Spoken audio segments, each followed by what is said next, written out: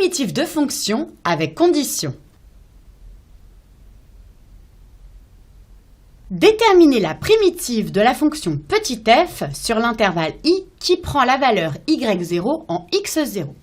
Premièrement, on me donne f de x qui est égal à cos de x plus sinus de x, mon intervalle i qui est l'ensemble des réels, x0 qui vaut pi sur 4 et y0 qui vaut 0.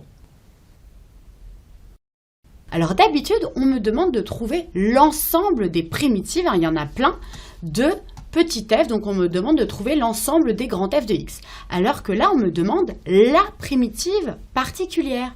Bah oui, donc je vais commencer par chercher toutes les primitives de petit f, et je vais chercher la primitive qui vérifie la condition. C'est quoi la condition?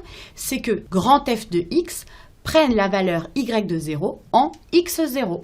Alors avant de chercher les ou la primitive de petit f, eh bien je m'assure que f est bien défini sur son ensemble de définitions. Ici, quand je regarde l'expression de f de x, je vois que c'est cos de x plus sinus de x. Ben ici, c'est deux fonctions qu'on connaît bien, qui sont bien définies sur R. Donc, on peut dire qu'on peut chercher les primitives de petit f. Donc, je vais le noter. F est défini sur R.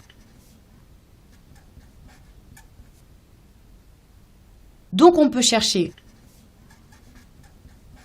sa primitive particulière grand F, telle que pour tout x appartenant à mon ensemble de définition R, grand F' de x soit égal à petit f de x et grand F de x0 est égal à y de 0.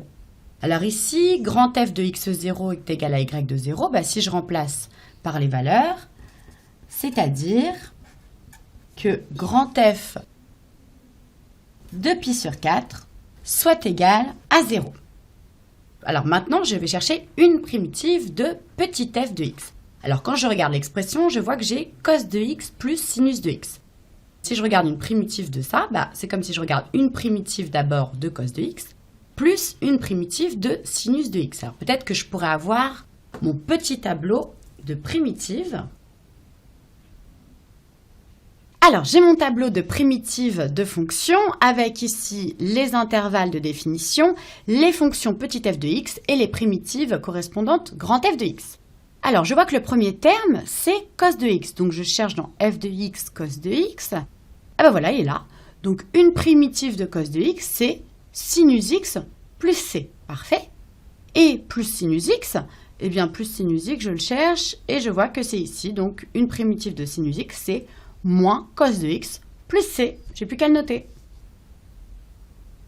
Donc, je viens de voir qu'une primitive de cos de x, c'est sinus de x.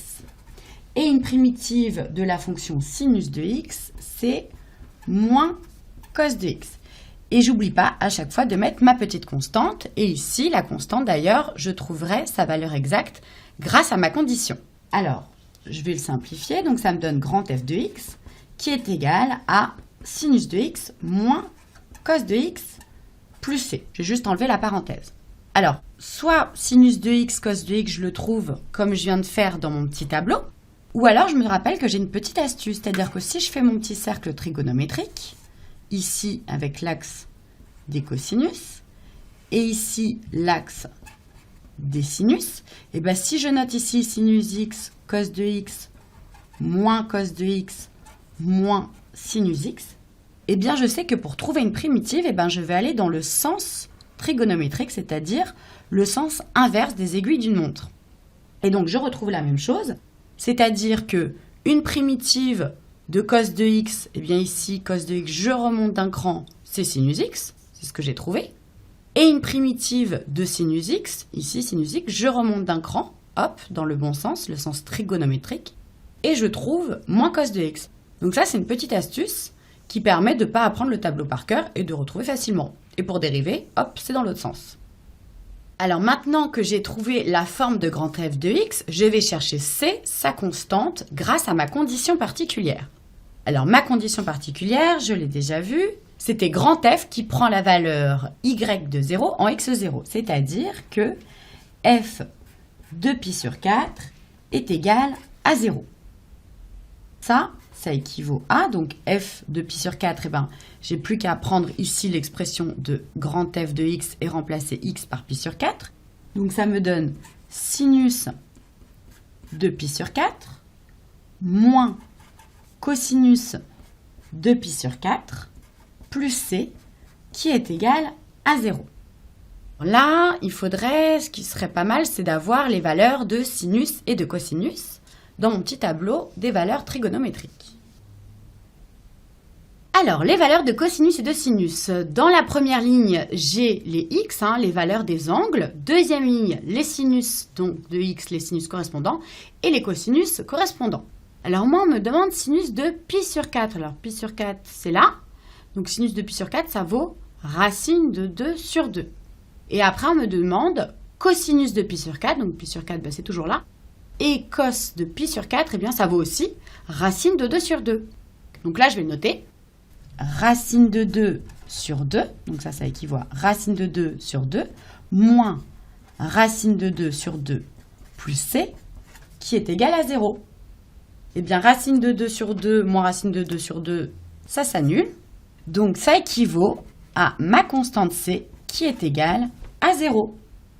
J'ai donc trouvé ma primitive particulière, et je peux noter que pour tout x appartenant à R, grand F de x est égal à sinus x moins cos de x. Et plus c qui vaut 0, donc je n'ai pas besoin de le noter. Je souligne ma solution.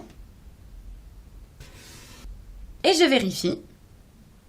Et j'ai bien grand F de x qui est égal à sinus x moins cos de x.